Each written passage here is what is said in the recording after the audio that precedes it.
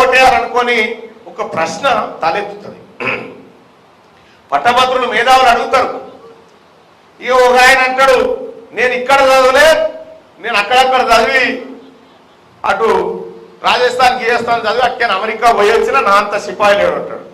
నేను మా ఊళ్ళో సర్కారు పాలనే చదివినా కానీ మా ఊరు పోరగాల కానీ ఈ రాష్ట్రంలో ఉన్న పేద పిల్లలకు 200 మందికి ఆపరేషన్లు చేయించిన సర్కారు పాలనే చదివి. ఇదే సర్కార్ కాలేజీలో చదివి ఎంతో మంది బిడ్డలను చదివిపిస్తా ఉన్నా.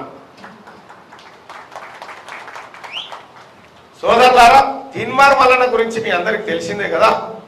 ఎట్లా కొట్లాడితే ఇలా వందలాది కేసులు కేసీఆర్ మీద పెడితే ఏ ఒక్కనాడన్నా తల వంచినా కేసీఆర్ కు, ఏ ఒక్కనాడన్నా లొంగిపోయినవా కేసీఆర్ కు?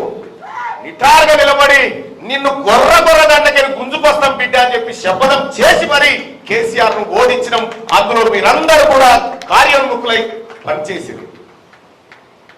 ఎస్, అందరికి ఉన్నట్టే నాకు కుటుంబం ఉంది. నా పిల్లలు చిన్న పిల్లలు డాడీ అని చెప్పి కలవరించేటువంటి పిల్లలు ఉండగా 100 రోజుల పాటు అక్రమ కేసులు పెట్టి నన్ను జైల్లో పెట్టిండు కేసీఆర్. నా బిడ్డలు ఎంత గోసపడరో నేను, నా ఆవేదన నాకు తెలుసు. ఇలా నీ బిడ్డ పడుతుంది కదా, నీకు రాదా వచ్చింది కదా.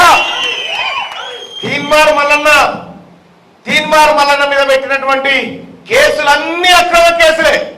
ఇది నేను కాదు, ఆర్ఎస్ ప్రవీణ్ కుమార్ చెప్పిండు. మా ఇంటికి వచ్చి ఇంత దుర్మార్గంగా పెడతారా అక్రమ కేసులు అని చెప్పిండు. మల్లన్న మీద కేసులు ఎందుకని చెప్తా అంటున్నాడు ఆయన కథ అలాగా. విషయం ఏంటంటే ఇన్ని కేసులలో ఏ ఒక్క కేసు కూడా నా ఇంటి గోడ పంచాయతీ లేదు, నా భూమి పంచాయతీ లేదు, నా పాలన పంచాయతీ లేదు. ఇవన్నీ కేసులు ప్రజల పంచాయతీల కేసులే, ప్రజల కోసం కొట్లాడి వచ్చినటువంటి కేసులే సోదరులారా.